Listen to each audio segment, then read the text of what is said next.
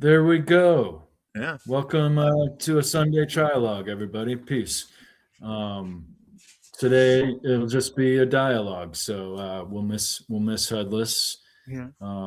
and appreciate everyone hanging out with us and communicating all the neat ideas.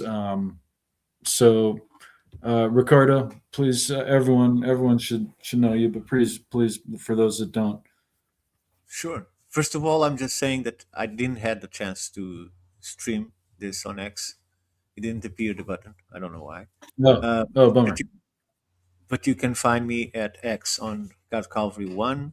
You can also find me at History Myths and Legends as my personal YouTube account, and I do free podcasts that are The Shaman and the Philosopher. That is usually at Sundays. We'll have today an episode is the fixed one. We do the Roundtable Chronicles with Rick Osmond and Vince Barrows and Shaman 711 at every Friday. And we do the Views of an Amateur Philosopher once a month, and we are about to schedule the next one.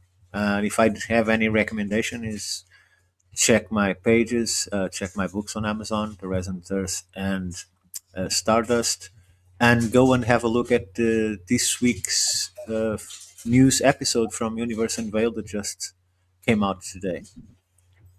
And thank you for arranging this, since we are missing our usual producer. There is Headless.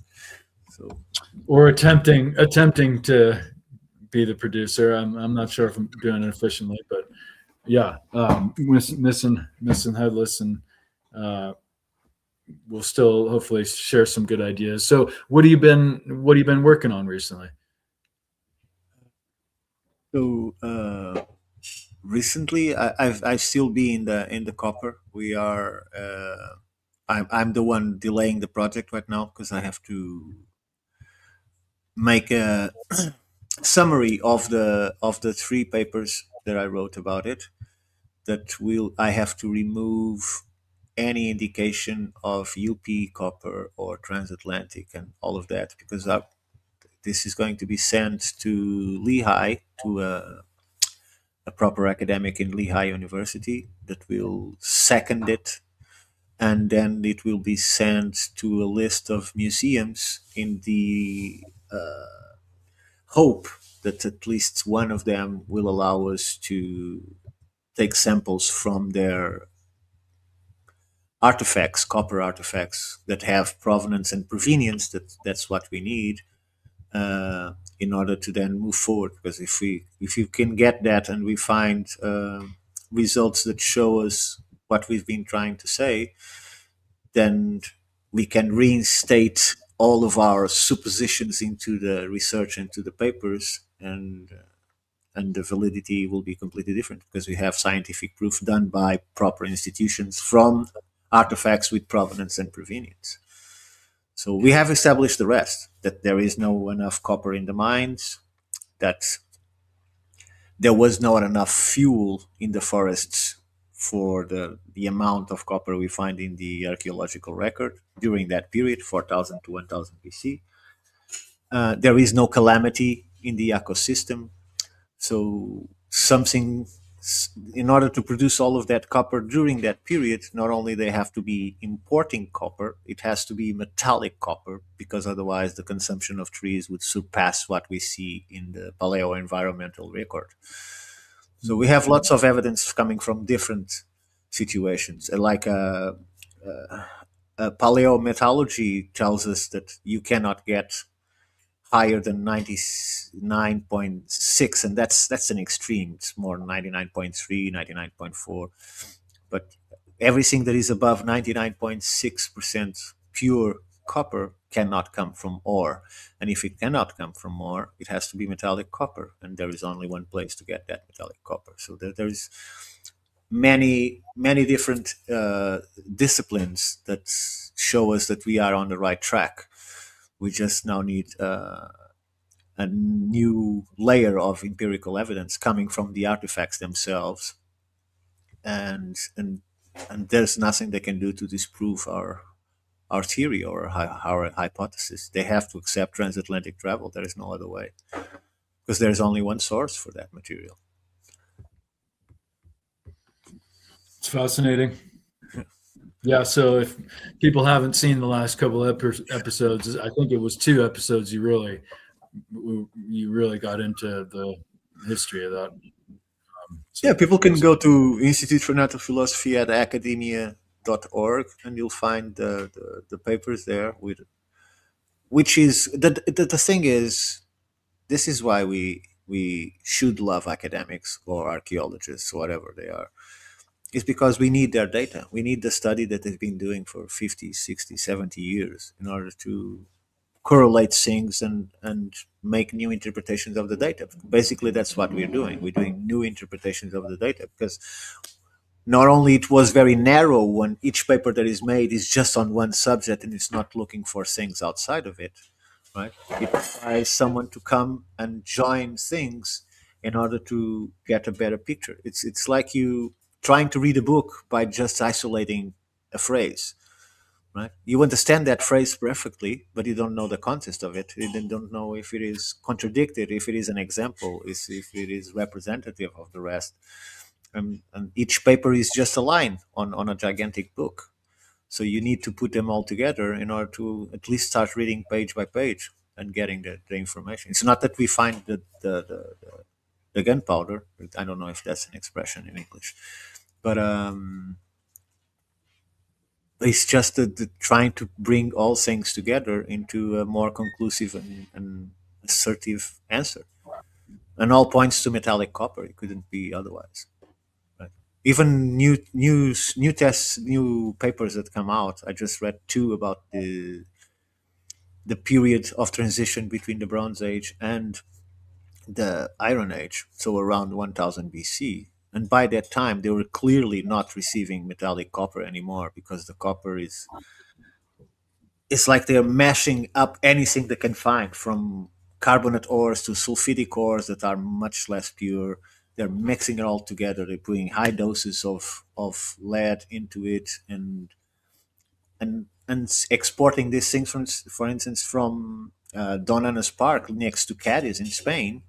They're oxide ingots that by this time are no longer those gigantic plates that look like skin hides, but they are small discs, very thin, small discs. They are going into Russia from the bottom of Spain. When we're talking about 1000 BC, like, and they are using every bit of scrap of material that they can find. The composition is completely different, which shows that for some reason that we don't know, the coming from the Americas just stopped from one moment to the other.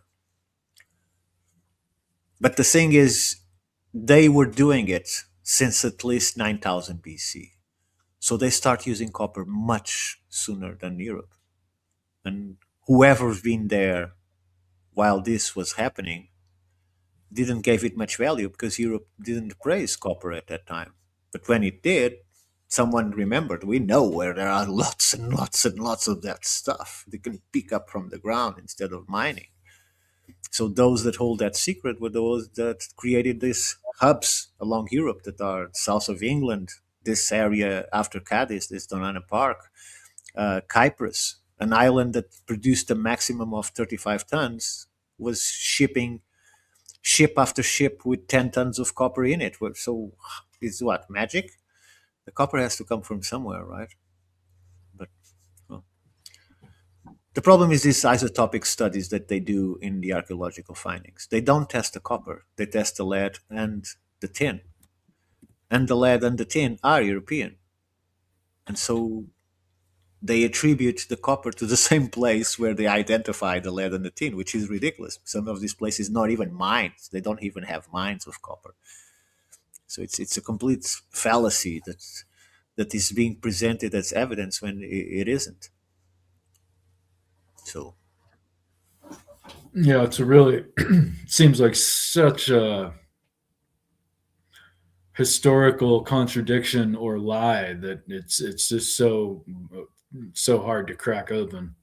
yeah, because if you open the door to this Phoenician, Carthaginian, whatever you want to call it, because we don't know Right. which one was it. Then you have to open the doors to to the Mormons. You have to open the doors to the Hebrews. You have to open the On down doors the line. to all of these people that are saying for 50 years that they've been to America long before Columbus, and that they have colonies. And then you have these indigenous traditions that speak of the white man and blonde and blue eyes that were already living among them for way before Columbus, that had these communities, right?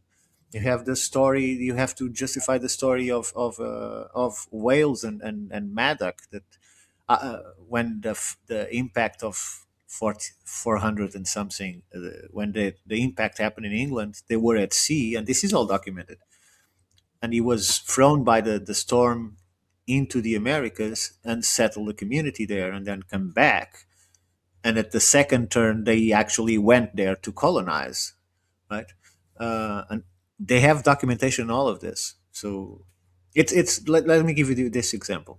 Vince Barrows on our last Roundtable Chronicles were talking about this site where it was excavated by academics, so it was not done by amateurs, it was done by academics, completely documented according to their protocols, and everything was considered authentic. Everything they found there, except this 35 copper rods that are like knitting needles. So it's like this big.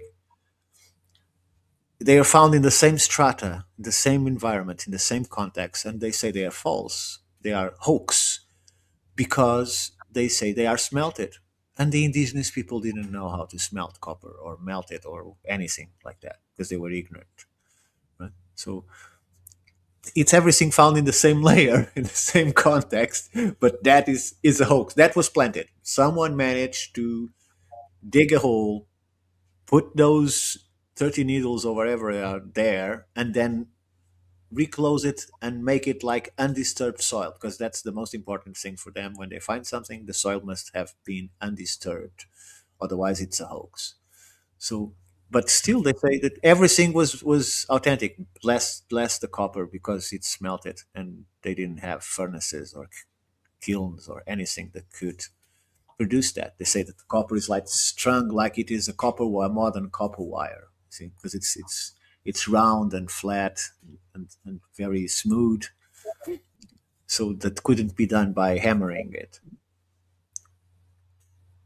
However, you reach a fire until 400 centigrade or 500 centigrade, and you can heat the copper enough to push it through a ring or a stone, and you create exactly that. Because it's a small thing.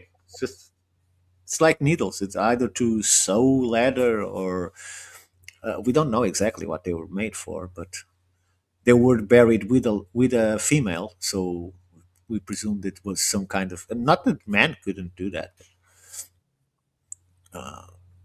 It is next to a skeleton that, on the same layer, so it's ridiculous that they find it a forgery.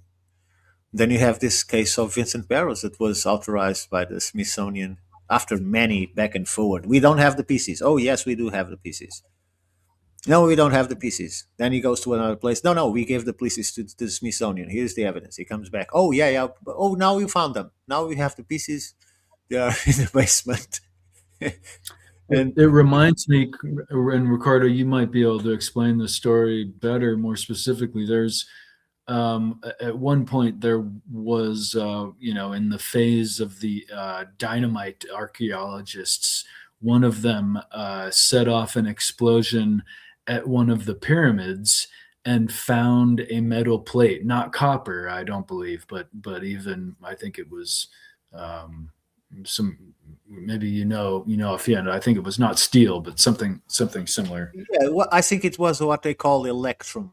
There is a mixture of copper, somewhat silver, and gold. It's a mixture. It's the same that they used to put the caps on the pyramids, which supposedly. which The we didn't opposite. have. We still only until recently even knew how to make electrum, right? So if that plate was electrum, doesn't that indicate that it was surely from the past? Yeah, because we don't know what exactly the recipe it was to make it. Yeah, right. So, but I thought they tried to say that this plate was a hoax as well. The thing is, I don't know, and this is my complete ignorance. I don't know if we have any piece of electrum in the archaeological record. or if it's just a mention in the books, in the texts, in the papyrus, and so on. I can't recall a single example of electrum or a single I thought capstone. they found some on a boat, a shipwreck recently. No, Oh yes, I think so. Not in Egypt, but yes, I think they found something no, that they. not in Egypt. Yeah, Or is that the orichalcum? I think it was orichalcum, forgive me, not forgive me. not I electrum. Yeah. yield. Yeah, okay. I think it was orichalcum. So Now they that I'm still saying. haven't found. They still haven't found Electrum. No, I don't think so. I might be mistaken. Huh. Attention, I really don't know. I really don't know. But I can't recall in ever my readings and my research finding any reference to a physical piece of electrum. And the name itself is very curious. Why would it be called electron in a country that doesn't know electricity? At least not by that name, right? And then we'll have to go and look at the etymological significance of electricity. Where does the word come from, right? Where's the origin of the word electricity? Can you search for that? That would be interesting to see how is it, how does it begin? Yeah, it's really, and I think all these kind of surround the significance of the copper paradox, if you will. Hmm. Let me So see it's if I. all that all good. I couldn't. I yeah. I remain ignorant as to whether they found it. It doesn't look like they found any electrum. You're right. It was probably oracle, which is another significant word for a metal, or with the that word oral or aura. Let me see if I find something.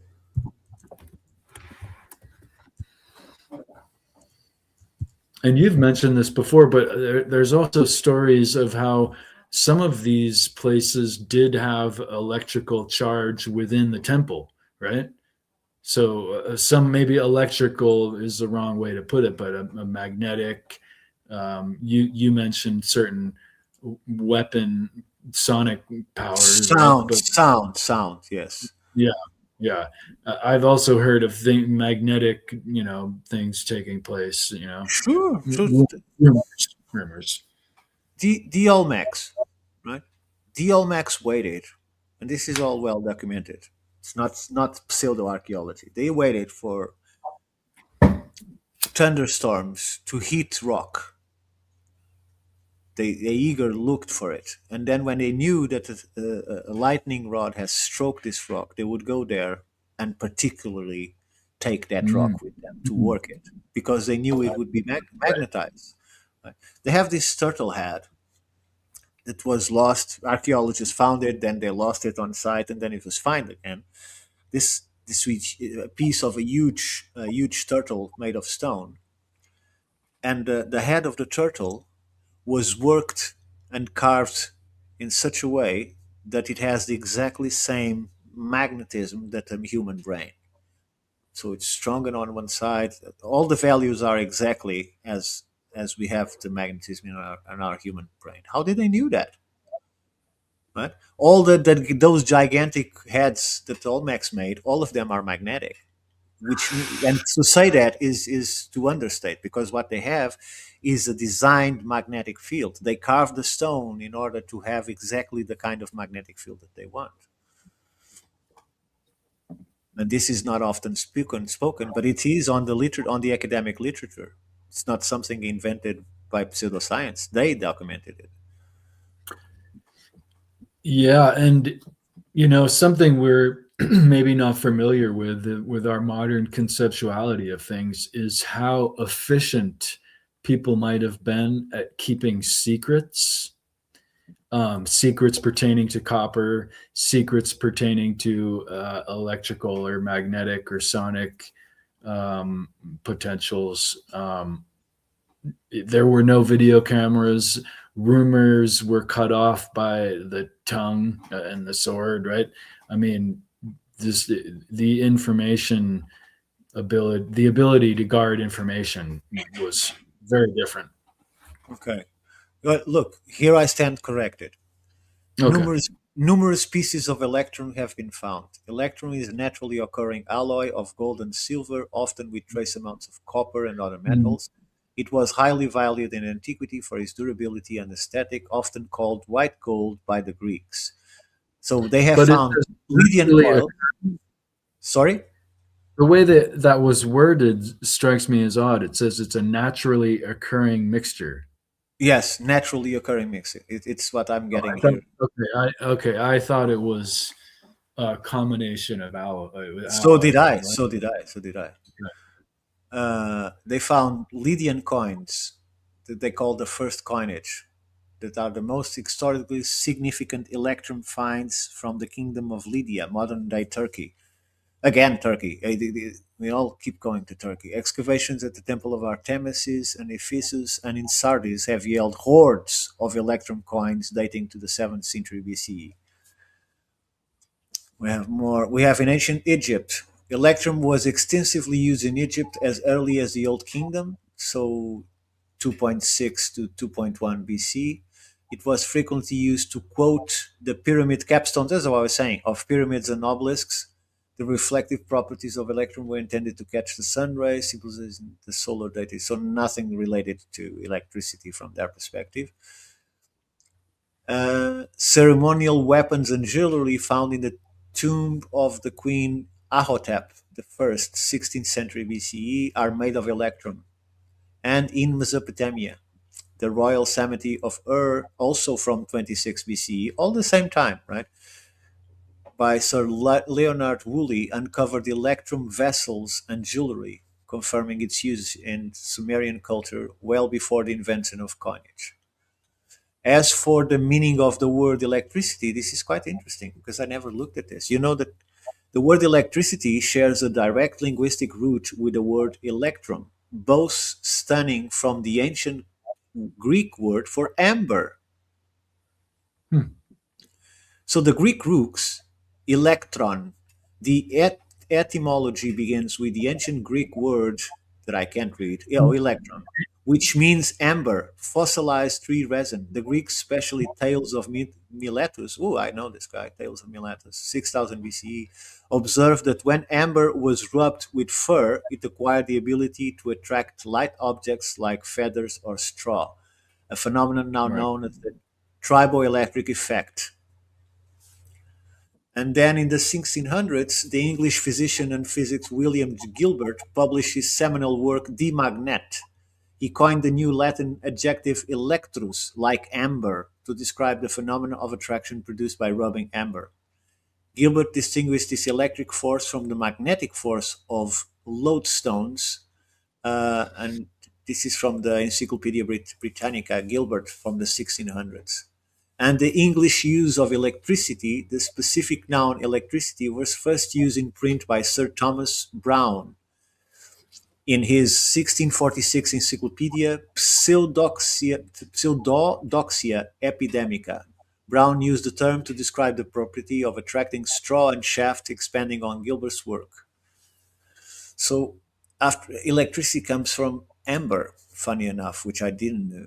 So we can learn while we're alive. Yeah, and the Chinese, I believe, were really into amber because of its magnetic properties, whereas they didn't have magnetic stones accessed. They had amber though to kind of explore magnetism. Yeah, but why? Even you, let's imagine that you buy some magnets to play. It is fun, like those balls. It is fun at the beginning, but then there's not much you can do with it, right? At a certain point, it's just a toy because it has no practicality, right? So I wonder why was it so important and so valued? Just because you don't need amber. If you have wool and you rub the wool, you can have the same thing, static electricity. In fact, I keep saying this. I'm not surprised that Thomas Edison and Tesla were searching for electricity in the Americas because the level of static electricity in here is insane. It's insane. I'm used to catch electrical shocks even in glass in Portugal, but it's with a reason. There is the sun hitting the car, or there is all in here. The amount of static electricity, maybe I'm sensitive to it, but the amount of it is just unbelievable. You can't fold a towel without creating. You can hear it. It's I never experienced nothing like it. So to me, I it's think natural. it's the wetter environments with humidity maybe might have more static electricity, but I'm not sure. Look, this is very confusing because let's me put it this way. In Portugal, 1 degree in the morning, 1 degree Celsius, okay, is as cold as if I go outside and is it is the feeling of -21. Yeah. The difference is this one is bearable with clothes, and in Portugal, it doesn't matter how many colds you have because the cold gets into your bones. It's completely different. It's Because of this the is like humidity. impacts you from the outside, and you can protect yourself against it. But you go to Portugal in this case, or I guess it will get worse in England and Scotland and so on. It's like the humidity gets inside the clothes and Yeah. inside the skin, right? So it's more unpleasant than the I don't know if it's drier here because the levels of humidity are not that low, right? But it's different. I can't explain it. It's just very curious to me that less cold is equally or more cumbersome than what I found here. And I went outside here with -21, and I with a t-shirt and a jacket on top of it. So I gloves and a cap and so on. But I remember being outside when I go to work. It's at 7 a.m. and it's the cold air is unbearable. It's terrible. Because it creates discomfort. That's the word for it. It creates discomfort that don't find it here. Your ears might fall off, but in here, but it's the only thing I can say. That's why I started using the wool cap because it's very hard on the ears. But besides that, it's very tolerable. I quite enjoy it actually, and I don't enjoy it there.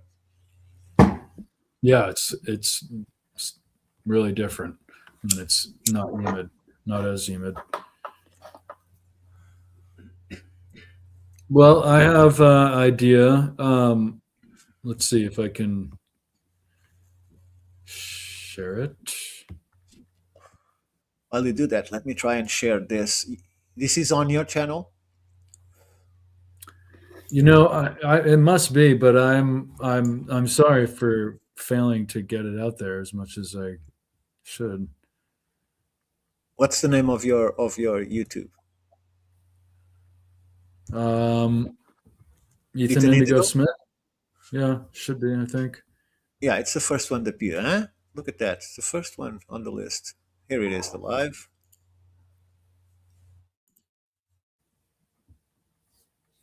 No, this is not our live. What's going on here? We are not doing No. this. Oh, I clicked the wrong live. No, I didn't. Oh, you are actually sharing a paper with letters. Yes, I'm sharing Yeah, that right yeah. now. Yes. Yeah, yes, Yeah. this is not. There was nothing on the screen. I just started sharing that. Yeah. Okay, let me just share this on X.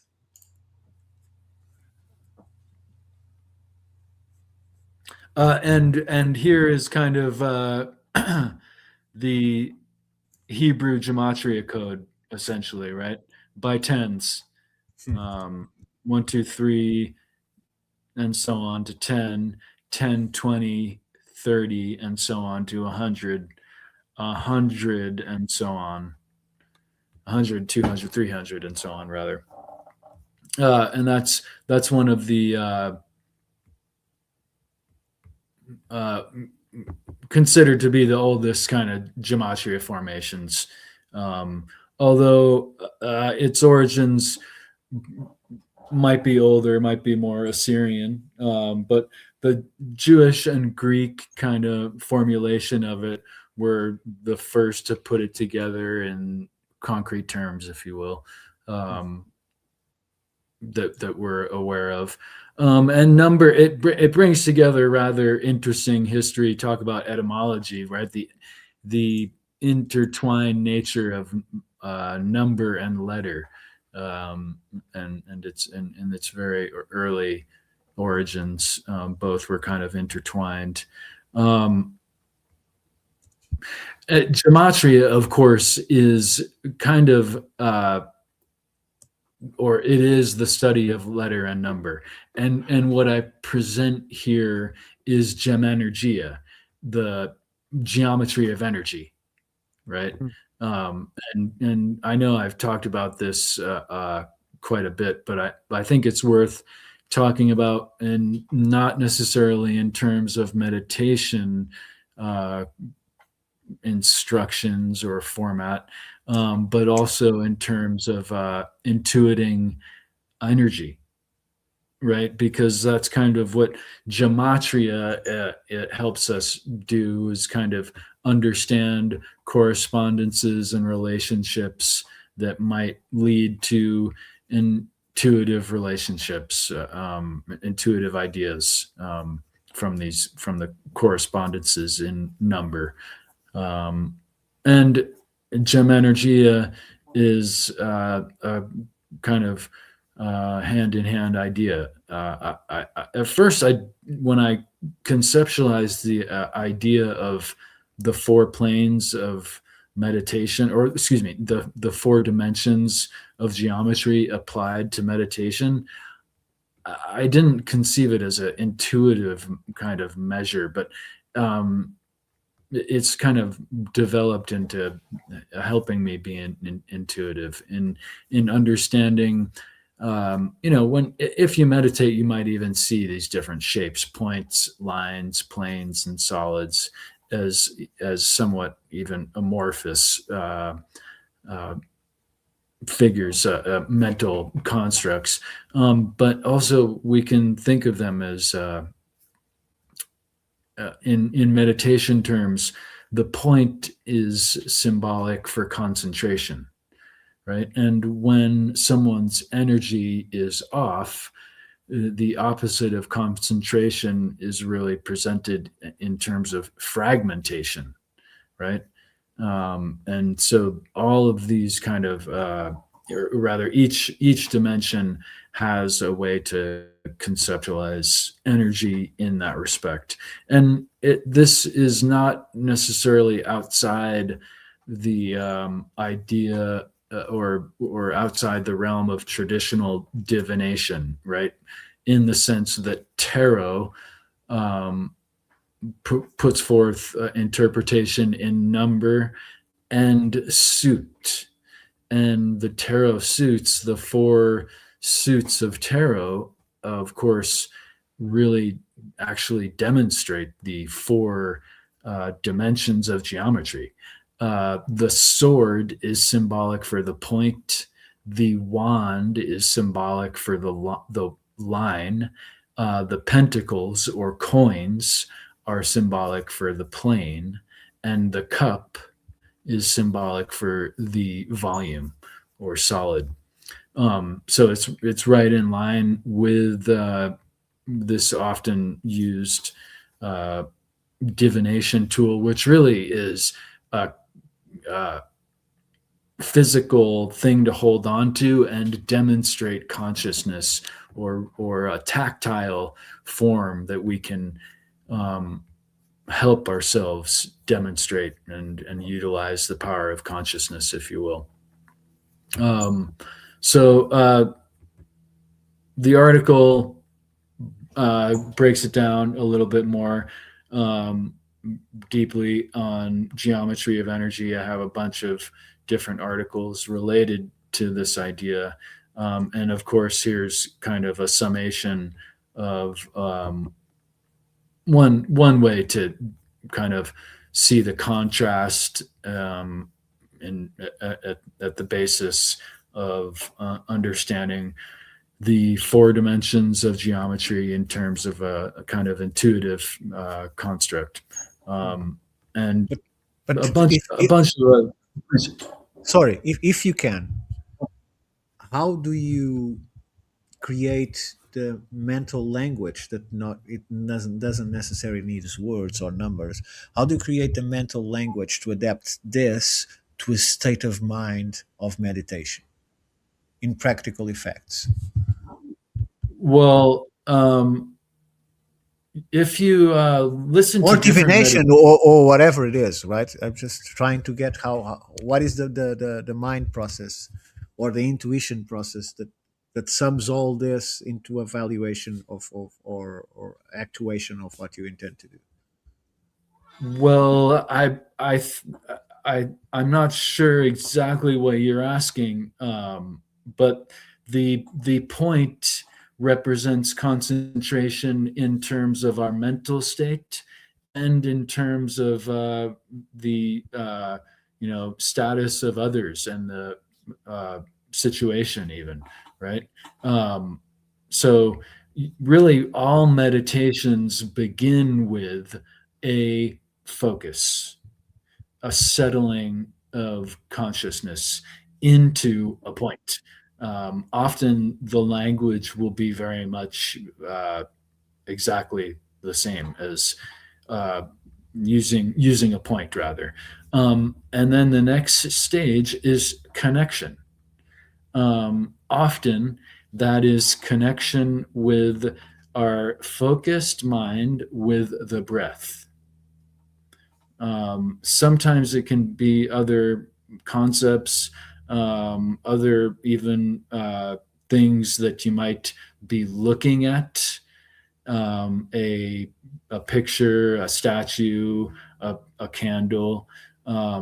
So concentration is the first part of meditation, really broadly speaking.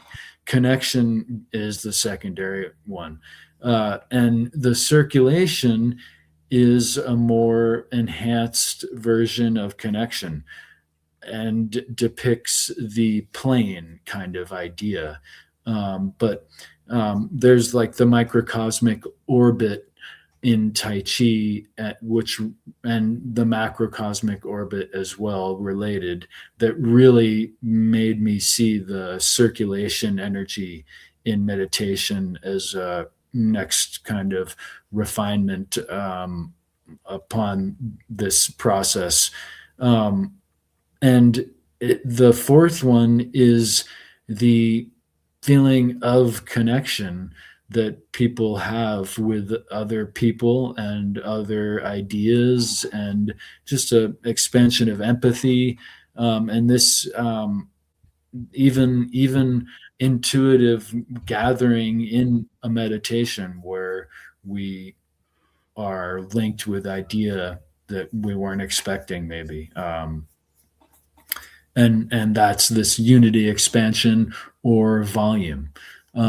And so if you consider the four dimensions of meditation and then go into a meditation class, you'll actually find that this is occurring, not necessarily in conscious manner, actually, in the meditation instruction by whoever's giving it, but you can find this kind of four-dimensional process within most meditations. And so that led into, as I was using this idea, it led into it could be my imagination, but I think all ideas start with the imagination, and this imagination on my part led to certain experiences where I was seeing unexpected formations of points, lines, planes, and solids among different individuals in different settings. For instance, um, there is a lot of symbolism in describing character and consciousness that will use some of these concepts as well. When someone is attached to an idea, people might refer to there as being energy cords. and you have to cut the energy cords. These are lines of connection that you're not letting go of things, right? And this is a common phraseology, if you will. An intuitive experience on my part was not necessarily seeing chords, but bars. And this person was in a bad state, and it was very much as if he were surrounded by bars. I've just started to see a lot of ways to interpret intuitive and or imagined energy in terms of the points, lines, and planes and solids that really do reflect, as we find these phraseology, uh, different points of phraseology do also reflect the energy that's going on. Because the way you are describing it, it looks very much like almost like a kind of what is it called? Remote viewing, also almost. Well, I think there is actually funny that you mentioned that. The more I explore remote viewing, the more I find that there is kind of different processes of doing it, for one, but there's also uh, similarities in four-step processes, right? On the occult rejects, actually, recently we had this neat author, Dana. I forget her name, forgive me, who was presenting ideas from her book on the fourth force of plasma, right? Um, uh, and so we have not force, but the four makeups of the elements, right? We have solid, liquid, gas, and the fourth is plasma, right? And plasma, as she puts forth so eloquently, is this liminal, transformative, and connection from the physical to the metaphysical. And that's kind of what you see here in the formation of the uh, geometry dimensions in the fourth dimension of unity expansion, where a point can be symbolic for the entire universe, right? Um, and there it becomes kind of an intertwinement, an entanglement. And in math too, you have the same quality, if you will, where you have, and I mentioned this, a couple of weeks ago, maybe, but you have the four forms of arithmetic, and if you multiply 0 by 0, you get 0. Add 0 and 0, you get 0. Divide 0, subtract 0 from 0, you get 0. But the divisor of 0 and 0 is kind of like the plasma, this fourth, unlimited, undefined. It's So yeah, it all kind of corresponds. And I find when I first actually was putting together that book, The Geometry of Energy, it was because I was obsessed with the book next to it, The Matrix of Four. So much so, I wrote The Fourth Initiation much later, a whole other book on four. Um, but I was actually surprised to see that no one had really put together, obtusely anyway. Some people have put together the fragmentary connections of meditation and the four dimensions of geometry. It was surprising to me when all these things started to come together that no one put together before. So yeah, I hope everyone will check out this article and the other. I got a bunch of articles on this website here, so hope everyone will check it out. um, and Yeah, this is and my very sure. interesting. It's just when I as a layman, when I think about meditation, I keep going back to Alan Watts and those teachings from the people that he spoke to, or the books that he read, or that say that the more you try to get rid of yourself, the more yourself you become. So it's the problem of that focal point, and that's why they start creating the focal point not as an idea but as the breathing. Focus on the breathing, and the breathing becomes that singularity that allows you to abstract yourself from everything else, right? Um, but when you present all of Sure. these things, it shows a method. It shows something that becomes intuitive, right? And perhaps this is more a description than a process for you to follow. It's more a description of the process itself and not an instruction, right? But it No, that's looks. a great Go ahead. observation and explanation, Ricardo. Thank you for sharing that because I find that this understanding actually leads to enhanced comprehension of meditation itself. So the process, whatever one does, actually is more understood later on because this kind of has like a baseline, a basis of geometry or energy, whereas all these other different formats and formulas for meditation are certainly applicable and even if they don't overtly relate, more useful. But you'll find that you get enhanced comprehension from it, um, and many different mental visualizations from different meditative practices like Tibetan Buddhism and Taoism will actually have these ideas of a point, right, within one's volume, right, and or the breath can be considered in this cycle, and so forth, and lines of connection in coming off of our feet. You can get quite silly with it, but I think the energy of it is the more important thing, as you mentioned. It kind of leads to enhanced comprehension rather than not a dictated how to.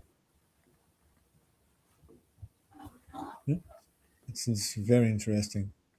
And not as simple as it seems. That's why it takes time for you to learn how to proper meditate. Right? And Yeah, and there is the understanding our mind can actually count in just a visual instant to four really quickly. If there are five objects or more, we have to actually go, oh, there's two and three, okay, five, or one, two, three, four, five. With when there's four objects, it's just noted, and that I think is too why a lot of meditation instructions might be very much by way of four. In fact, there is a super complicated Buddhist meditation that is based on Buddhist teachings, right? And one of these sets actually is called the Four Immeasurables. And this is a teaching in Buddhism, but it is also, as many teachings in Buddhism, and I from this understanding think many teachings in many of the mystery schools like in the Republic, even the allegory of the cave is a whole meditation process as well as the psychological lesson. And I get this from the many Buddhist teachings also having these two sides of the coin, if you will. But the four immeasurables are the four aspects of love. And they very much correspond with the four dimensions of geometry, I think. and I think they really provide a great basis of the answer to what is love, a very important question. And there it Like starts. the old question is, is it just a chemical reaction, or is something that transcends that and causes the chemical reaction? And this maybe, I guess, answers maybe the four directions of love, or the four capacities of love, or one basis of, because there might be many different types of love. But the way that the Buddhists put forth the four immeasurables is exactly in geometrical terms. For in geometry, you can't have a line without the points. You can't have a plane without the lines. And you can't have a solid or volume without the planes, right? This is one of the first principles in geometry. In the four immeasurables, first you have love for self. And you and in some meditations, this is actually reversed. And I think Westerners get a little frightened when things are put in reverse, but I don't think this is the same in the Eastern methodology.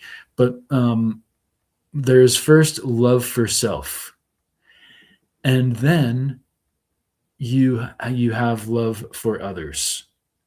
If you don't have love for self, you will not have love for others. There's that geometrical principle, right? Um, and after that, there's love for the happiness of others, right? And um, you'll see people that might have love for others, but if they're drinking a beer and that makes them happy, they don't like that, maybe, you know? So you just, even if they're drinking a beer, you just want to see them be happy, you know? This is the third state. And again, you can't have happiness for others unless you have love for others. You can't have love for others' happiness without the prior. And the final is, please. No, no, no. Give the final. I can go after. Give the final. The final is love for all in equanimity. And so this is very much like the volume, the solid, the unity expansion of everything you have, broadly. What I was going to say is, I think that most of the problems in terms of personality, character, social behavior, reaction to others comes from the lack of self love. Mhm. And I wouldn't Oh, call yeah. it self love, I would call it self acceptation. Because people do not accept themselves and they constantly try to change themselves in order to fit in what they want or to be, like a projection of what they want to be regarding to who they admire, what groups they want to insert themselves in, where they want to be. And they deny themselves because they don't like themselves, they don't understand themselves, they can't accept it, either because I'm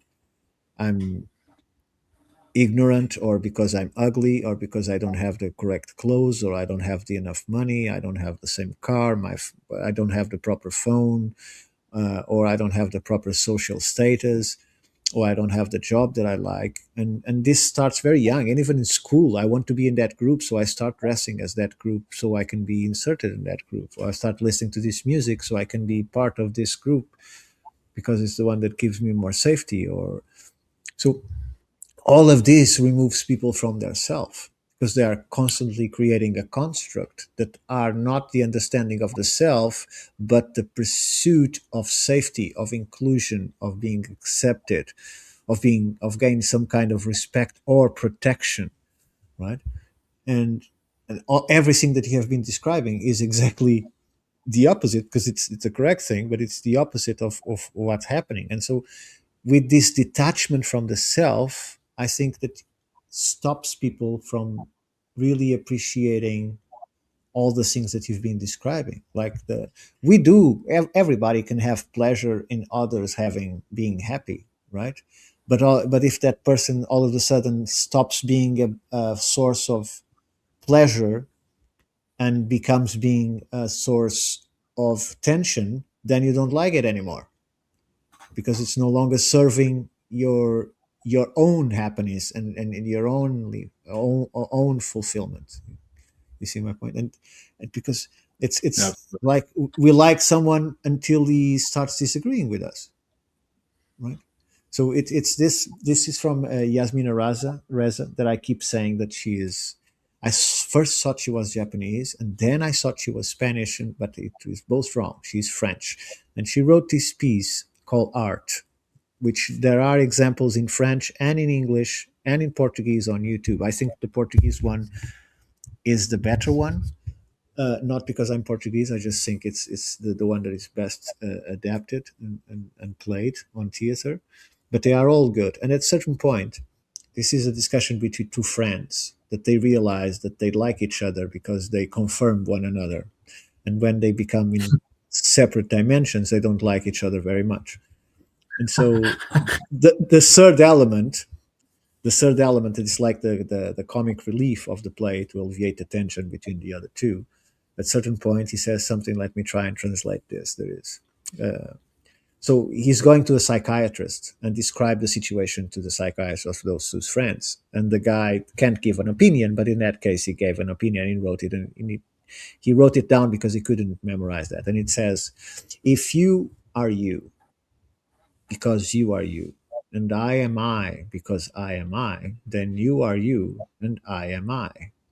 But if you are you because I am I, and I am I because you are you, then you are not you and I am not I."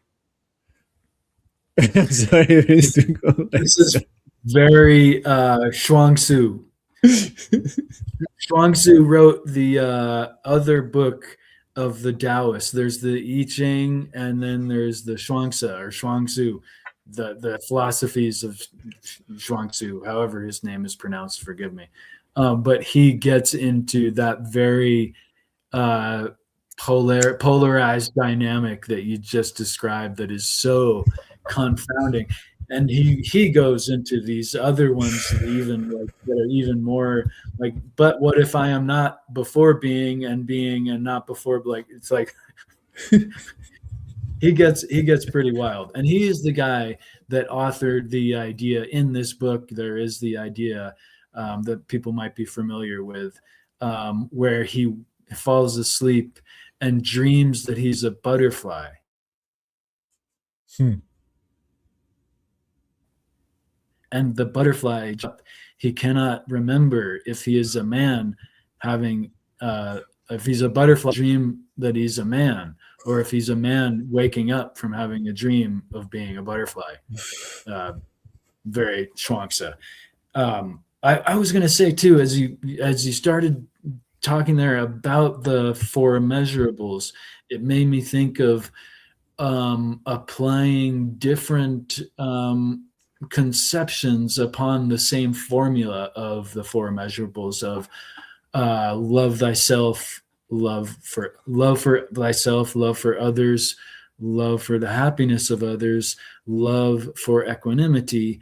And what about applying that same formula with know thyself and or be honest with thyself is kind of what you were saying, right? Because if you can't be honest with others if you're not honest with yourself, right? And you can't be honest with the pursuits of others or the happiness of others if you're not honest with it. It all kind of works the same. You have to know thyself, love thyself, be honest with yourself before moving forward, expanding that level of consciousness. I love the idea of the four immeasurables for love, right? Because there's no limit to how much one can love. I think is what it brings about. Yeah, absolutely. It's it's as what is going on here? As Shaman is saying in the chat, all mental illness can be traced to an inability to authentically experience Yeah. suffering of pain. Well, I would say is the lack, it's the denial of that. It's the bearing of those feelings, a constant putting that thing down and down because they are not serving your purpose, they are not serving your objective, right? So you have to put all of that down. You have to suffer humiliation to be included. You have to go through what I hate in universities. There is the what do you call the freshman? I think you call them the freshmen here. Yep. For instance, in Portugal, they go through atrocious processes that last the whole year, right? Since and some of them are quite harmless. Like you have a bath of beer, or you you are forced to do things that would normally embarrass you, right? It used to be much worse. In fact, there was people died in this process because some of them Sure. involved at 3 a.m. going to the beach in the middle of a agitated sea, and you were forced to swim, and people accept these things. I never accepted. I went to university, and I never, even in school, I never accepted this kind of pranks. I don't know how they call it, but I never accepted or be a part of it. Not doing to others, not allowing them to be done to myself, because I don't I understand that. think in English they say hazing. Probably, I don't know. I really don't know what's the Yeah, word in English.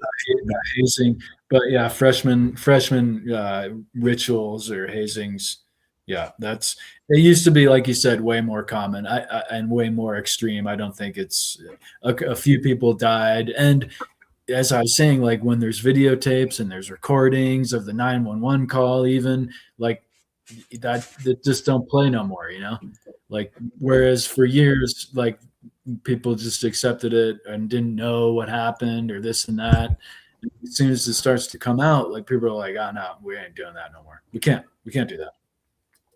yeah, but most people, for instance, you have those fraternities, right, that we see in the movies, and if you want to be a part of it, you have to go through this ritual, or you have to do this or do that. That often are very humiliating, and in some, what they are supposed to do at this source comes from initiation process that are to devoid yourself of yourself, right? To be reborn into a clean slate where you are now receiving illumination and can correct your ways, understand yourself, correct yourself, and so on and so forth. But in terms of fraternities and these kinds of initiations from this that these freshmen, let's call them like that, are into, are but for the satisfaction of those inflicting those activities, and not for the person itself. The person itself just is the poor bastard that has to go and suffer them. And that humiliation is not to get rid of yourself, but it's to show that you are beneath them. It's like a Right. demonstration of position, of hierarchy, It's a which is complete. it's a It's a perversion complete. of the principle. Yeah. Yeah. Complete perversion of initiation process, and are not so many holidays the same thing? Maybe not as extreme, but holidays are perversions of initiation processes that used to have consciousness development aspects to them, but now have, you know, uh, corporate schemas to buy things. Like a birthday. I mean, it's about gifts. It's not about the process of the year, you know, and even the changing of the seasons. Every season has a major holiday, right? If it's not overtly associated with it, it's subtly associated with the solar calendar and so on. But but you know, it's all made for cultural reasons rather than consciousness reasons. And let me touch one thing that you were saying. I think it's interesting to discuss with you. That is, let's imagine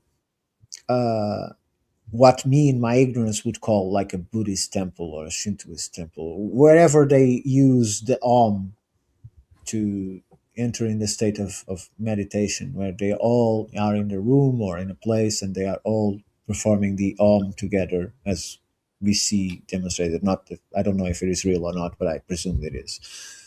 That sound is tuning every single one of them into the same frequency. Their brains are all being placed in the same frequency by the same sound being projected from inside the body. When you go to megalithic structures, it was the sound that brought everybody into tune and into the same state of whatever religious or spiritual act that you were in trying to perform. It always comes from the same tuning, putting all of the participants in the same brain wave frequency, right? Like when you go into a lottery, everybody's brains that go through the gates to this day are synced to 110 megahertz. And we know that the average of the human for a state of close to bliss as possible is between 109 and 114 hertz, not megahertz, hertz. And this is still, it's now used in clinics to produce these kinds of effects, right? Uh, so I think that even in meditation, it is that's those steps that you were describing, if done in communion, are achieved by syncing the brains to exactly the same frequency. And when I'm in the brain, the whole body becomes activated by the same frequency, and they are all in tune. They cease to be individuals, and they're part, like a hive mind. It becomes a collaborative experience instead of being an individual one. Yeah, and we touched on this the other night when we were talking about the gateway process, and even in that CIA presentation of this formula from the Monroe Institute, it talks about the potential when there are more than a couple of people together is much greater, right? It's just kind of the energies are magnified. And as you point out, to synced, and then obviously anything anything in multiples that are synced together become more intense potentially, right? I love that you mentioned Ohm, because we touched on the four dimensions of geometry relative to the four suits of tarot, and mathematics, the four forms of arithmetic. Ohm, did you know Ohm is based on four parts too? Oh, is it? Yeah, and it is Ohm, of course, is the a significance in and of itself, and it is also the beginning of most mantras or prayer. It's very much like Amen. Of course, it's enunciated like it too, but the Om actually has four parts in its philosophy, four main parts rather in its philosophy, and also four main enunciations in its vocalization, three overt, and silence being the fourth. And silence actually totally corresponds with the division idea, right? Like this unlimited potential, like this undefined potential. So Om, we see here, that's the Om symbol, which is so old it precedes language, they say. This is not ever written in a word. In India, it's a symbol, right? um, I mean, on, Has this symbol been observed in kymetics? You don't know no, I'm sorry, what? if this symbol has been observed in kymetics. The sound vibration plates, Yes. I don't think so. No, those are more like geometric shapes, but I don't know for certain if it has been or not. But that I've seen, it's been more like kind of. geometric shapes that are equal, whereas this has this you know unbalanced kind of mannerism. Um, Because it looks well, to to someone that is at all, that you show this to someone that never seen or learned anything of this, doesn't know the existence of this symbol, it probably will tell you that it's some kind of weird way of writing the number 30, right? It's- yeah, yeah. Well, and yeah, you can. There is a lot in the Om symbol. You can find a lot in it. But in its philosophy, there are on the left here, as we're looking at it, what looks like the three. These are actually two parts that represent the two main forms of consciousness. If I'm not mistaken, sometimes if I hope I'm remembering right, I remember uh, what I might be misremembering is which. I remember the philosophy, but the two main sides here, I think, represent the two first aspects of consciousness, which is consciousness and unconsciousness, right? So waking consciousness and sleeping consciousness is basically your what everyone goes through on a daily so what you're saying is the initial kind form of. of what looks like a three is two symbols and not one. It's the yes, and we'll see that there are four parts of this symbol in a sense. Maybe you could say five even, but there's four dimensions of consciousness presented, and those are the first two: waking and dreaming. And then you have what looks like you alluded to the 30 symbol in it. The zero is deep awakening. And this can be kind of equated to an artist or an athlete that is doing their thing in a manner that's so relaxed but so hyper capable that you're like in the zone, right? I compare that to being in the zone. And then now above that, you'll see the little swipe of a line. This is symbolic for the Sea of Mara. And this is what you have to cross to get to the highest level of consciousness, which is represented by the point. And that is deep dreaming. So I- there's sleeping, is a dreaming, point, deep. sorry, it's a point, That's the point. Yes, not a yes. losangle, it's a point, Not what? a losangle. I don't wait. I didn't. I'm not catching that word. uh, what I see there is a square that is rotated, so losangle. Oh, sure. It's known as the point. In this depiction, it does have a square Right. symbolism. But Yes. do you have you looked for what is the oldest representation of this symbol that we know? I'm not sure. I would not know if that would be answerable, even it's so old. But I'm sure there is one that we know as the oldest. I guess, right? Let's see. Oldest symbol. I'm just trying to see what are the difference, what how it You evolved. know, as you mentioned before. Oh well, I can't. Let's see.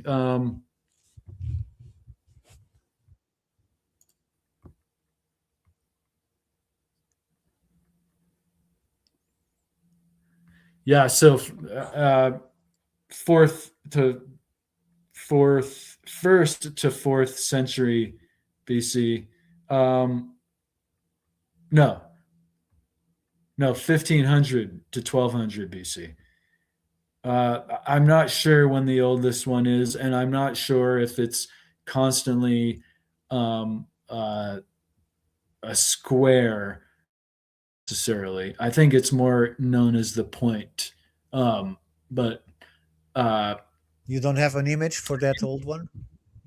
um, there's no, it's so convoluted with uh, Okay. things for sale type of thing, Oh, I do not have that offhand. I can't get it offhand now. And I shouldn't even be researching on Google. The AI just doesn't help it anymore. Um, but that is a whole rabbit hole that we could even get into. My point was that it relates to this in its enunciation, the AUM sound, and silence is counted, and then you have the four aspects of consciousness here, which is really interesting. And the rest of this article um, on the matrix of four, I get into some of the relationships of Om in general and the mantra of Tibet, Om Mani Padme Hum. And hum is kind of like the uh, reflection of Om. And this is activate. This is a fourfold, six syllable. Excuse me, four word, six syllable mantra of Tibet. Om Mani Padme Hum, often activated by, or most of these mantras, I would say, are considered to be activated by Shri. But here, this sums up so much intense wisdom. This paragraph. Um, I'm getting a phone call, so maybe if you want to say something, I'll mute myself for a second. sure. I was just going to address uh, what Shaman was saying while you do the phone call. How do they know the highest obtainable point of consciousness? Well, I think the only answer that I can give you for that, and I don't know about Ethan, is that they don't. They just select what they think is their highest obtainable point of consciousness. But that is not measurable, at least from my perspective, Well, because each one, they, it, go ahead. they do describe the point. Of course, is symbolic. The symbol is symbolic for our consciousness, um, but they actually get into these levels of consciousness quite deeply, to the point where they actually also talk about the transitional types of consciousness, right? So there's four, but as you see in between my hand here, there are three spaces. Same thing with the Om symbol, and same thing with this development or understanding of different types of consciousness. In between each of these understandings of consciousness is a transition state as well. So the idea actually is interesting in the polarity of it, right? The matrix of four, the duality of polarity, I obsess with. And it turns out the Om symbol has that duality of polarity in its consideration of consciousness. Sleeping and waking, of course, these are the first levels of consciousness, and deep sleeping and deep awakening, right? And the deep sleeping is the highest one. So it kind of it leads to a state of really psychic phenomena, and where the cities are active, even all these things that Christ and the miracles. I don't know necessarily what is the fourth state, and it's really summarized that barely a few humans have reached the fourth state. Buddha and Christ kind of being the most distinct storied ones. So we get to the third state. We did it. We're doing good. Crossing the Sea of Mara to get to the fourth state. This is something we should pursue, not necessarily grasp and constantly reach for, We should just pursue being a better person. For that fourth state is really high attainment in the tradition. Okay. Your words were leading me to ideas of what comes first. Is it the sound or is it the light? Right? Because if the That's a ancients great question. because if the And ancients looked at a sorry. thunderstorm, sorry, I just want to say that if the ancients look at the thunderstorm, that is, they see the light and then they see the sound, as the light is the Mm, cause of the right. sound, right? But what we have at the perception now is that the sound is the first because of the Bible, probably. First, it was his words, right? The words are sound, but there is something that has to cause the sound, and usually the sound comes after, if we're turning thinking about in something similar to a big bang, or the opening of the white hole that creates this universe from somewhere else, from a black hole in another place. Then there has to be a sound, although in space there is no sound.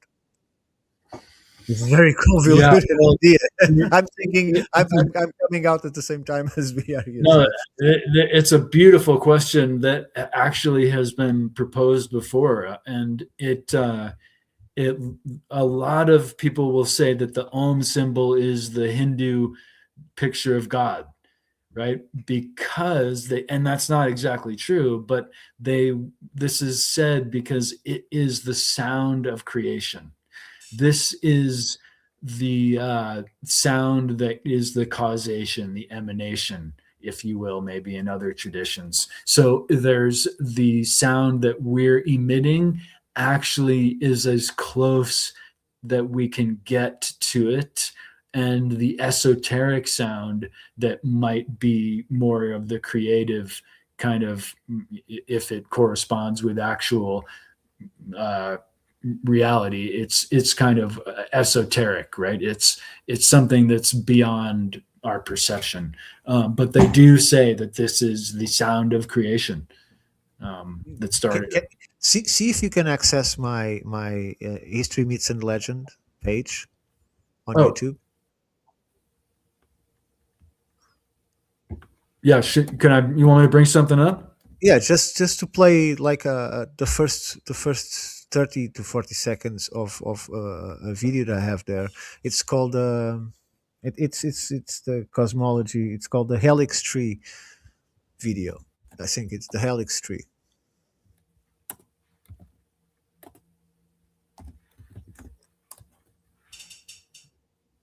And I wrote it like more than 20 years ago. It's the base of the cosmology of the whole novel that I will finish one day.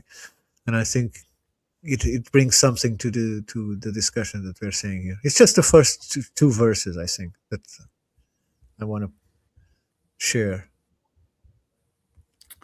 I'm having a tough time here. What can I find your page?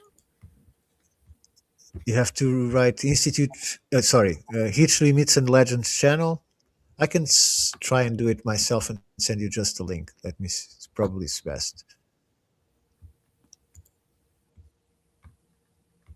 Let's see. Okay, no, I found your page. Sorry, I didn't put channel. When I put channel, it came right up. Cam? Okay. Uh, Videos. Do I go to videos? Yeah, yes, videos. On you can go in the search bar of the channel and just write Helix Tree. It should appear, if I'm not mistaken, in the title. Your videos. Let me see here.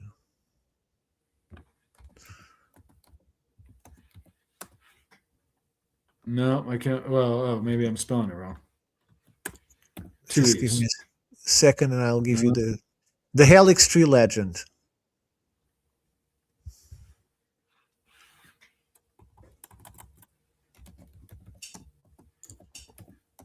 Shareable. I'm going to share the link here on our chat. It's easier. So oh, yeah, yeah, sure, yeah. private chat, paste. There you go. That's the link to the video. I just found out today that I could watch the chat while we are having our trialogues, which I didn't knew.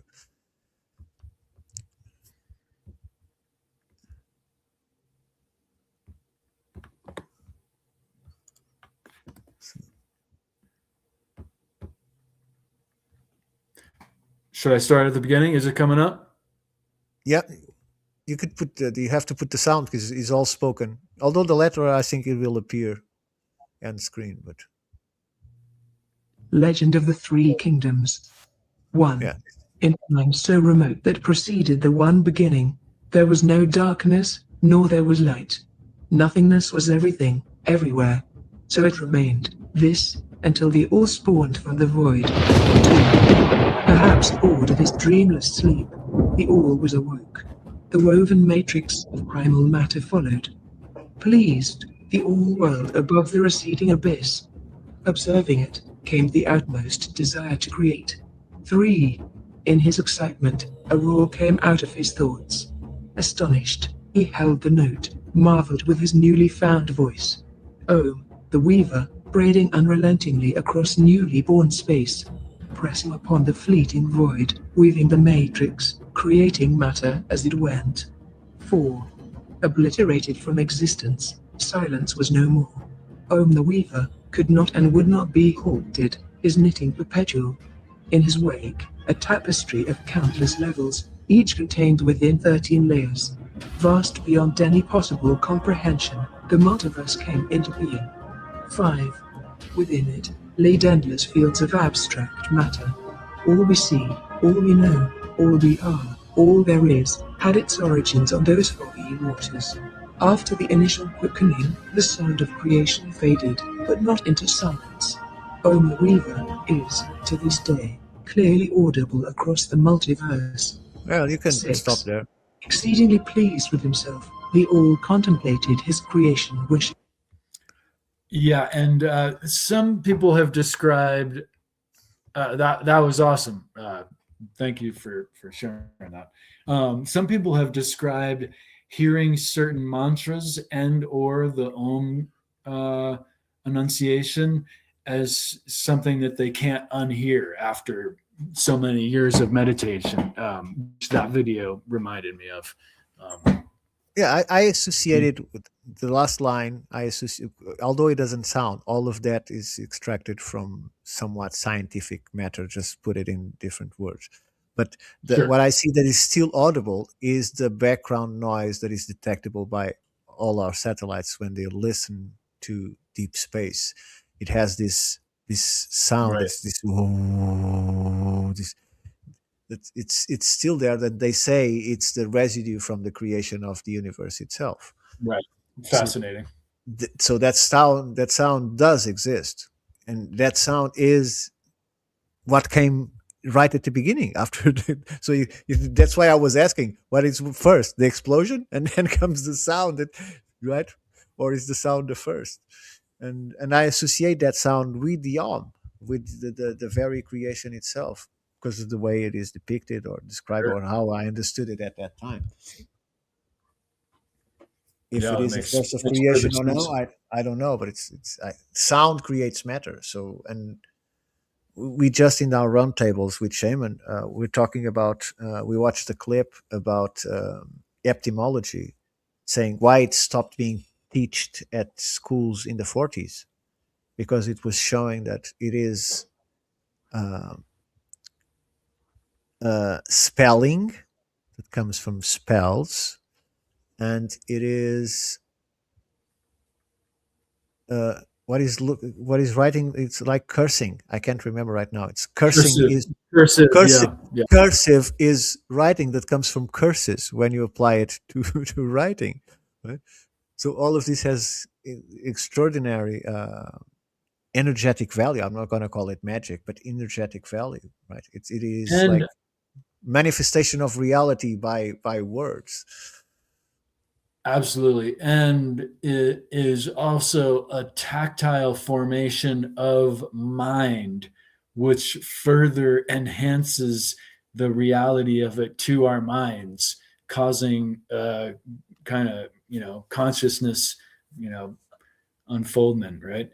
These tactile, I think, ideas that have magic in them, they're just examples of the power of our consciousness, in a sense, is what I mean to say. Yeah. And Shaman is adding TV is a broadcast, which I don't remember what is the etymology of the word broadcast now, but it's something related to the brain. It's casting to the brain, if I remember correctly. And yes, Shaman, they're trying to stop us looking at the meaning of things because they use it as intents to reality, and the words that come from the speaker help the speaker to focus in that intent by that wording, which I think is what you were saying. And we just consider language as something trivial that we just use to communicate, not to create our future, not a manifestation of our intent or desire. And they clearly use it as such. They're very careful about what they say. No, it's to cast a spell broadly. Broadcast. It's to cast a spell broadly to everybody. Exactly. It's a good one. We are all under a thick veil, and each time we take a layer, another layer appears in front. So everything is very old. Everything has been changed and rethinked and reformed and shaped so many times. That's when you find something that is kept the same way, like the home symbol, kept the same way from 1600 BC until now. We have the symbol, but do we have the meaning?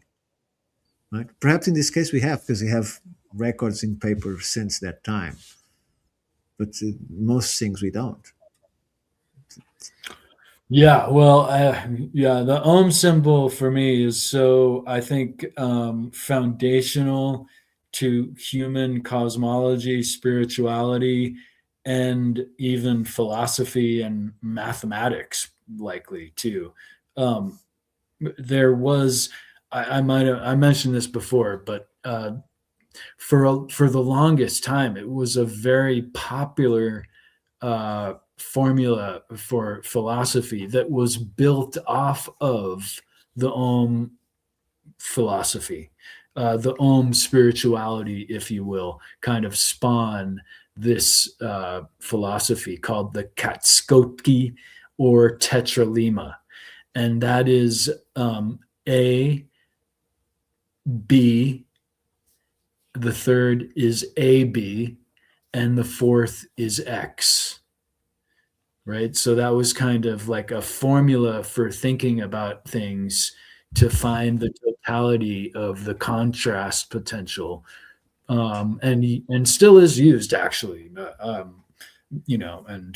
uh, really is the basis of the kind of one of my philosophies even. But A or B or A and B together or X, this is like the tetralema, they call it, that really grew out of the Ohm symbol, the four parts of it. Yeah, it made me think that we use the alphabet in English has what, 26 letters? Is that it? I think 26, yeah. Okay. So imagine to explain that we can fully express ourselves using combinations of 26 letters to a Chinese or an ancient Egyptian, right? That has Right. 9,000 characters in Chinese still today, probably much more in the old times, to convey ideas. And we do it with 26 letters. So we are masters at coding. Everybody that uses our Yeah, current good point. languages are masters at coding. We just don't realize that we are communicating by coding segments of combinations with just 26 symbols. Nothing else. There is nothing representative of an idea, nothing representative of an image or a concept. It's just plain and simple letters that have no value whatsoever when they are isolated. and yet we can express any kind of idea. This is something absolutely extraordinary. I'm sorry if I'm emphasizing Right? it too It much, is. but No, it's it absolutely makes me extraordinary. laugh. It makes me laugh at how silly I am to not have thought of that before, because it is all super complicated code in an unlimited capacity in just 26 symbols. Symbols. And you don't use most of them because some of them are just for very specific cases. Right. Hmm? Yeah, But that's if I tell you now, okay, I'm going to put you on this program, everything that you're going to do is going to be encoded, right. Forget it. Forget it. and I'm going to give Just you 26 symbols that you can combine to create any kind of word that you want to express a meaning. Right? How long would that take to learn in order to just do that? goes to show you language is the most difficult thing we probably ever learn. Yes, and what cost? What was the cost of learning that language? Oh man. Well, I would say immediately it goes to what we don't use, right? So we're using one communication capacity, one other form of communication and detection capacity is then not used. And that I would say would be related to the intuitive nature that humans all have. Because you have Because to if we understand. don't, Go ahead if you don't. just to finish, if we don't practice intuiting things than we practice communicating things. It kind of like the vocalization eliminates the use of the non-vocalization. Indeed, and yet I'm listening to you making combinations of 26 letters that result in sounds according to each sound that we gave to each letter. So it's not only how to represent it, it's how to express it in sound. And then I'm listening to you in real time and I'm decoding each sound value into a physical abstract representation of that symbol that comes from that sound, and then I'm combining all of those sounds and all of those symbols into words that create sentences that give meaning and understanding to our communication.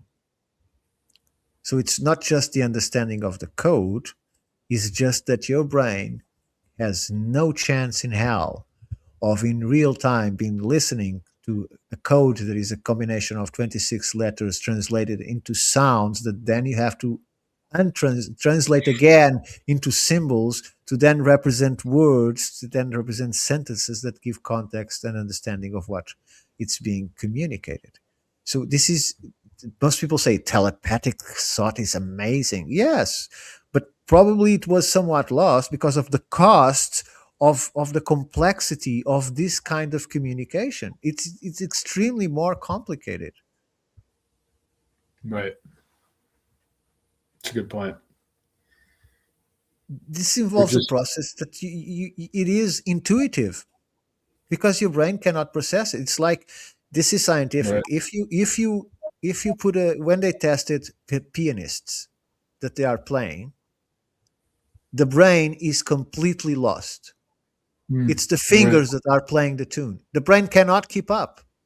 It cannot keep Yeah. up with the movements you have to do individually with your 10 fingers and your three pedals beneath, because it's not just the fingers. You have three pedals underneath that you press to play the songs. To the idea of the Om symbol, it is deep awakening when the pianist is in that much of a zone. Yeah, but even a single tune, your brain has not the ability to process information fast enough and transmit the instructions to your limbs in order for your fingers and your feet to play that. Right? And then I'm not So, even going to tubular pianos, because if you go to organs that are tubular in churches, you have six keyboards, you have from 100 to 300 valves that you have to push, and you have another set of 10 to 30 pedals that you cannot see while you're playing. right? So it is not a brain that is playing. It has to be something else. It's somewhat connected to the same way that we understand language. After you understand the concept of it, you use it without thought. It is not a brain process. It can't be explained by that because the brain it fails midway. It can't keep up. It just can't. It's not what it's made for. It was made to regulate your body, right? To synchronize your breathing, to synchronize your heartbeat, to make you receive and transmit information, but not to process it because it just can't keep up with it. It can't. It's scientific. There is a complete dissociation in any type of art. Even when an artist is creating a painting, when they analyze the brain is just like, oh, that's beautiful. It's not instructing, it's observing. That is coming from somewhere else, not the brain. And so coming back to the arm, I think that's a way of somehow bringing all those things together, like creating a focus between the mind and the state that you are creating that is not on the mind. It's just taking all of the noise and concentrating all of it in your external form, in your real self, in your conscience, and in what you are trying to achieve in terms of meditative process. Maybe I'm getting too far, but Well, and two, I think, I mean, no, that's a, it's a very valid and interesting thought. I think too, it's the vibration, being left over and continuing from creation. It is kind of like the tone of time. And so when you kind of connect with that tone, you're in effect kind of connecting with what has been vibrating for all of creation, and which all of creation has vibrated with for all of creation. So yes. you kind of you make this, a connection in that sense, in And effect we too. now know from quantum physics, in from physics itself, that everything is revealed by vibration. Without vibration, there is no matter. Matter exists because it vibrates, and it vibrates in a frequency that we can detect, because there are many things in our reality that we don't see, feel, or smell, that our senses are completely oblivious to it, which we just don't know. And I don't know if you heard this. I don't know if it is real, but I've seen two articles speaking about a new type of mushroom that has been either discovered or rediscovered, probably, that makes everybody see little people. So it's not DMT, it's a mushroom, but Okay. apparently it's the one that everybody sees the same thing. Like 96 to 97% of the persons see exactly the same thing, right? These little people. And they associated it with the fact that it's discovered on the same place they think originated the story of Gulliver. So they are now associating the story of Gulliver, of this guy on that island eating those mushrooms and seeing the little people. Oh wow. So it was all a trip. It's all that story that's what they're trying to convey now. It's all of that story is been a trip given by a mushroom whose function apparently is to make you see little people. So there's one of the supposed, because I haven't confirmed this, one of the supposed academics that was studying this and taking the mushroom to the test say that these little people were jumping into the spoon and from the spoon into his coffee, like like taking a bath, and the others communing on the table and having multiple conversations that he couldn't understand, but all very happy and all very friendly, and Wow. What a and trip. depending on the situation that you are, they adapt to that. In that case, he was taking a coffee, so they jumping into his spoon and from his spoon into the coffee, like a swimming pool, and the others were having a communion on top of the table, and so So they're little fairies. They're not like 2 or 3 feet tall. They're like an inch tall. oh yeah, very very small, very very small,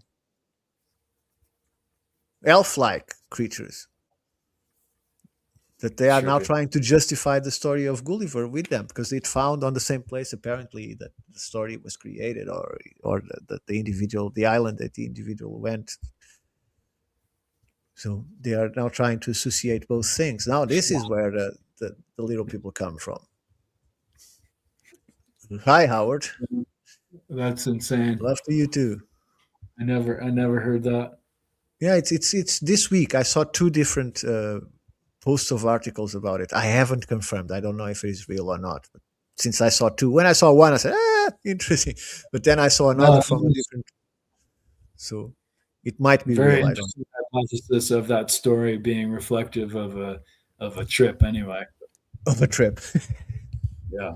But to the point is, what is reality? Is Well, it's and it's a scientific fact that we have evolved to eliminate sensing most of reality so that we can deal with what's reality itself? might be a threat to us, right? But if it's So a so threat, there, won't you want to see it? well, yeah, that's what I'm saying. So, but no, I mean to say there's so much more going on that we don't have the ability to sense, right? Electric, magnetic, and vision and sound. There's So so much going on in the sensory field that we are incapable of detecting because we're more focused on the saber-toothed tiger. That's what we are efficient at detecting, or another bad person, right? Another competitor. So our whole evolution is geared towards avoiding, or ignoring rather, a lot of input. well, I understand that, and I give some validity to that concept because I think it was important to be aware of the predators. Right? I understand that, but I don't believe in evolution. So it brings a conundrum to me. That is, I know that even if we are created, we have been created using some of the biological material existing on Earth because we had to live here or adapt to certain conditions, be it in here or on Mars or whatever people want us to think. But how many things can harm you that you are not aware of? For instance, gas, A lot, right? a lot The, for sure, especially in the modern world. I just mean to say you're right. It's an interesting thought you bring up. There are a lot of things that we aren't, um, able to detect that can actually harm us. Um, but working with what we got, call it evolution or not, I think we are geared to ignore a lot of things that may or may not hurt us. But and we're focused on, you might say the dangers, but even the competitors, right? The ones that are just like us, uh, in a sense. But that's interesting. You bring up an interesting point.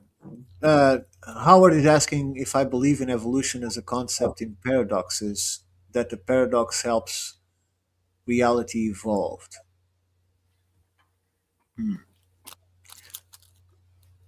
I believe evolution, let me put it this way. On Earth, there might be several animals that I don't think are part of a natural process of evolution. And when I say evolution, I only think in evolution in terms of microevolution, like a bird gets isolated in an island, the environment then changes, and because he has a deficiency on his beak, he's now better suited, instead of being the deficient one, is now the better suited to take the fruits from the tree because of the effect he has in its beak. And so those that are born with that deficiency are the new generation, the evolution of that kind of bird. And this we have seen multiple times in different types of environments and different types of creatures. But in terms of humans, we don't belong anywhere. We are not part of nature. We can be in nature, but we are not part of nature. And to say that we once were very fairy creatures that live in caves is just ridiculous because you already receded 100,000 years. And why would you live in a cave? The wood was always there, the mental capacity was always there. You can always know how to dig, to do multiple things. That the living in caves is just a reduction of human behavior, and saying that we are incapable or of any kind of intelligence or emotional intelligence as we have today is just absurd. So there is so evolution is a reality, and we are evolving because we are constantly mixing different types of races or species according to each one's interpretation of the different types of humans. I don't think that a New Guinea pygmy is of the same species that a gigantic Nordic man is, but that's a matter of semantics of interpretation. Some people would say that yes, they are, because we see it in dogs, but then we are resuming ourselves to animals that we transformed aggressively into their own demise of these creatures. Um, but I don't know how else to answer you. I just think that we are somewhat part of nature, but not built to be of nature. We're built to be something different.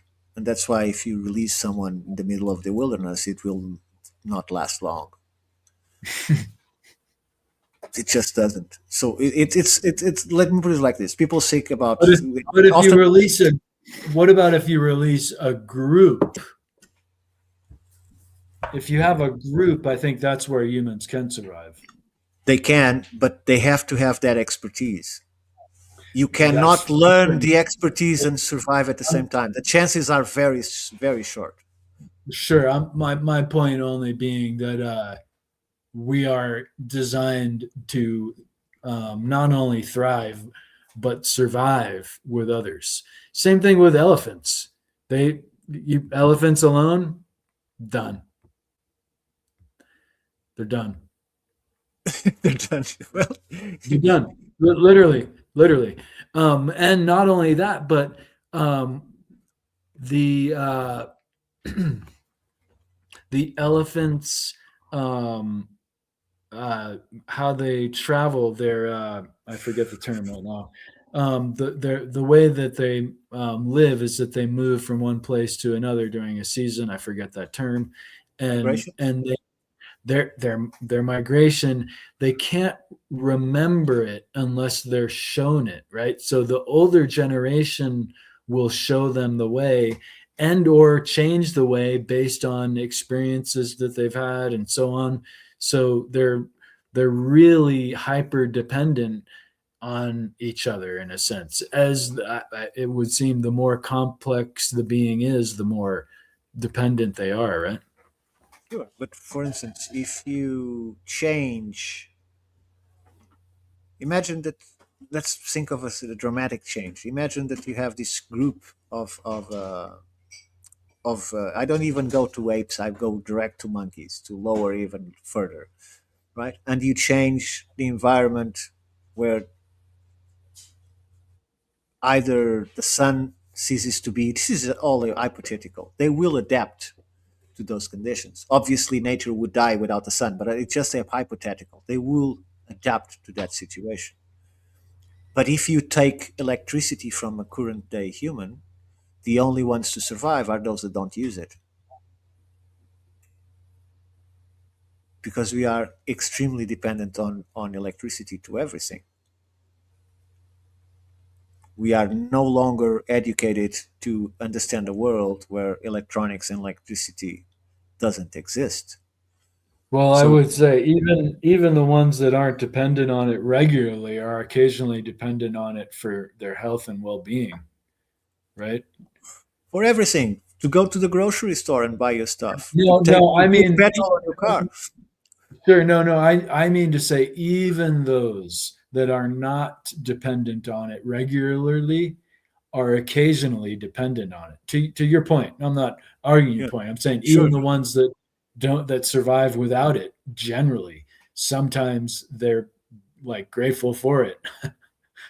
Sure, absolutely, because Yeah. it actually improves. And just quickly to answer, or yes, questions evolve reality more than answers do. It's because the more we know, the more we learn of what we don't know, right? And Yeah. we often get, when we look at the subject, you don't get answers, you get more questions. But those questions are somewhat an advancing on the understanding, and that's what allows you to do more questions because you have more information. You are still further from the truth because that thing is the very singularity of the meaning of life that represents everything, the universe and the multiverse, and because everything has to be contained into something, right? So our universe has to exist in some kind of medium, and then the multiverse has to exist in some kind of medium. And where does the multiverse exist? How further can we take this from the singularity of a big bang into whatever else that exists? Are we just not addressing the question that we are a ball of iron and rock floating in space, dragged by a star across, going round a galaxy that is going around other galaxies that are going around other bigger objects in an expandable universe that we don't know what that means, that is contained into something. Right? We just stop thinking about these things because it becomes too big, too imaginable, and not even fantasy gives answers to these questions. We tend to base ourselves into things that we can try to explain. That's why you don't see philosophical debates about these things because they're pointless, right? It's like the question, what is reality? It's pointless because what matters is the reality that we can experience and influence. And anything beyond that, it doesn't have any significance. So it doesn't matter if this reality is real, if it is a matrix, if it is a simulation.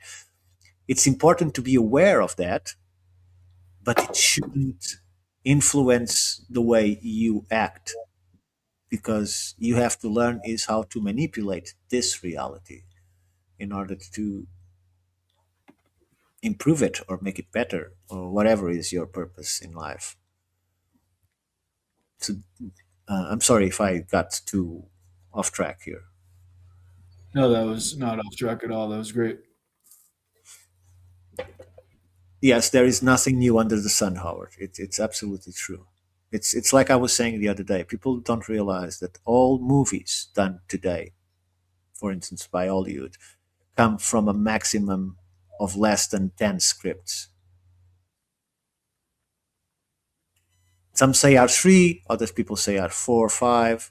There are less than 10 scripts from where every single movie came from. Every one. Every single one. And you can go to pop music and you can go, not now, not don't do it now, but there is a video and people have it's an old one and people have remade it because it's simple to do, where they can go from music to music to music to music to music to music to music with just three notes. Yeah. The same three notes you can play 90% of pop music, if not more, right? And music and this is a sideline, music is not made by the sound we hear or the note. Music is made by the silence between the notes. That's right. The silence is counted. So that's what creates that tune. Because if you just press the keyboard and keep your finger there, it's just a sound. This is no longer a music. Yeah. So it's the separation. Well, on that, I guess we should We got call it it. 2 hours. Thank you all for I, being in the I chat. It was great. We, yeah. I was just going to say the same we thing. missed we missed our headless, but let's hope he's on the next one next Sunday. Yeah. Yeah. Thanks for everyone communicating, Howard and Shaman especially, and everyone for being here. And Ricardo, thank you so much. And Absolutely. yeah, And the peace, people everybody. can find me later on, either I think at 8 p.m. Eastern Time, live on the Institute for Natural Philosophy for another The Shaman and the Philosopher with Jason, the Shaman, here on the chat. Thank you, Dope. Paige. Absolutely. Till next time. Thank you, Ethan, for making this possible. Thanks, everyone. Peace, Ricardo. Bye. Oh, let's see. Wrong button. Peace, everybody.